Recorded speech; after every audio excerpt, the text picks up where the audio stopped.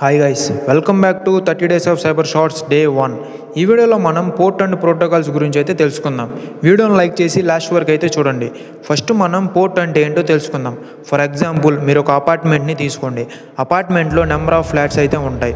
ఒక్కొక్క ఫ్లాట్కి ఒక్కొక్క డోర్ అయితే ఉంటుంది. ఇప్పుడు ఎవరైనా విజిటర్స్ వచ్చినా కానీ, ఏవైనా పార్సల్స్ వచ్చినా కానీ ఫ్లాట్ నెంబర్ని బేస్ చేసుకొని డోర్ దగ్గరికి వెళ్తారు. సేమ్ పోర్ట్స్ కూడా అలానే. నెట్వర్క్లో లేదా సిస్టమ్స్లో ప్రతి కమ్యూనికేషన్కి ఒక డోర్ అయితే ఉంటుంది, అంటే పోర్ట్ అనమాట. అండ్ ఆ పోర్ట్కి ఒక నెంబర్ అయితే ఉంటుంది, లైక్ ఫ్లాట్ నెంబర్ లాగా. సో ఇలా పోర్ట్ని బేస్ చేసుకొని డేటా అనేది ఎగ్జాక్ట్ డెస్టినేషన్కి రీచ్ అవుతుంది.